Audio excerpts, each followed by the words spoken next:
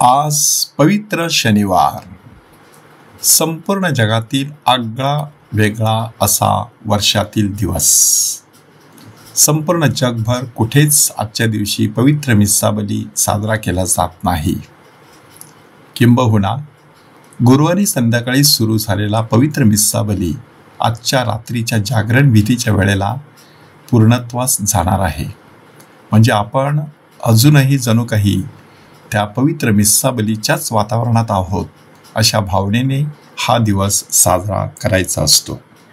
ह्या दिवशी प्रभू येशू ख्रिस्त थडग्यात आहे. जगभर संपूर्णपणे शांतता पसरलेली आहे.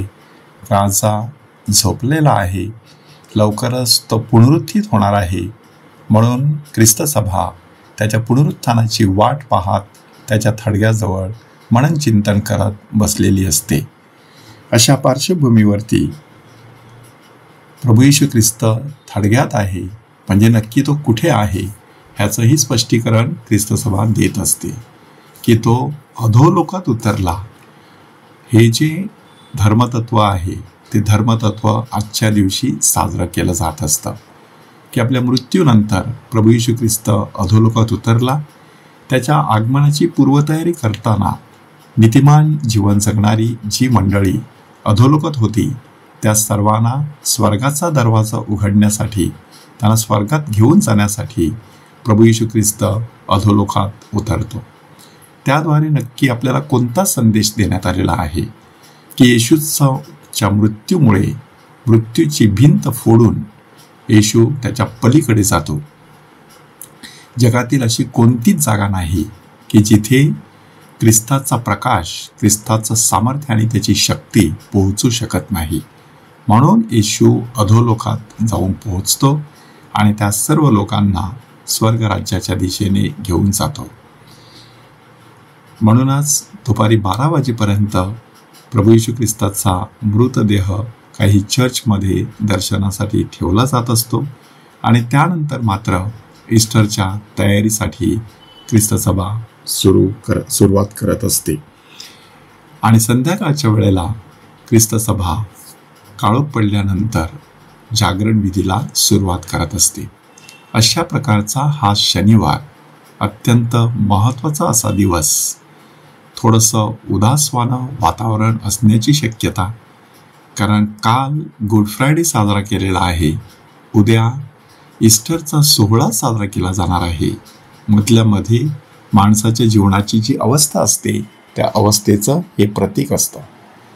जणू काही आता पृथ्वी तलावरील जीवन संपल्यानंतर स्वर्गातील जीवन कसं असणार आहे त्याच्या मधल्या अवस्थेमध्ये लोंबकळत माणूस कसा जीवन जगत असतो त्याचंच ते द्योतक असतं.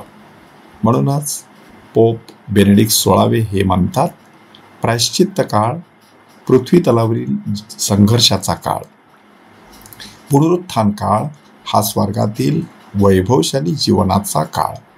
आणि ह्याच्या मधोमध पवित्र शनिवार आलेला असतो. अशा प्रकारच्या पवित्र शनिवारला सामोरं जात असताना पवित्र मरियेची मध्यस्थी आपण मागावी अशी अपेक्षा असते. कारण ती दुःखी माता खऱ्या अर्थाने आता प्रभूच्या पुनरुत्थानाची वाट पाहत प्रार्थना करत असते. तिच्यासोबत आपण देखील प्रार्थनेमध्ये सहभागी व्हावं अशी अपेक्षा असते. मात्र आजचा दिवस आपला फोकस दुःखी माता नसून दुःखी ख्रिस्त सभा आहे. दुःखी मातेसाठी गुड फ्रायडेच्या अगोदरचा शुक्रवार आपण राखून ठेवलेला असतो. परंतु आत्ताचा जो शनिवार आहे तो शनिवार दुःखी ख्रिस्त सभेसाठी राखून ठेवलेला असतो. म्हणून ख्रिस्त सभेमध्ये जे कोणी दुःखी असतील अशा सर्वांची आठवण केली जात असते.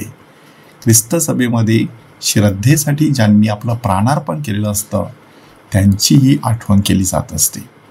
अशा ह्या पवित्र शनिवारी आपण देखील पवित्र ख्रिस्त सभेबरोबर येशूच्या थडग्याजवळ बसून शांत मनन चिंतन करीत त्याच्या पुनरुत्थानाची वाट पाहूया.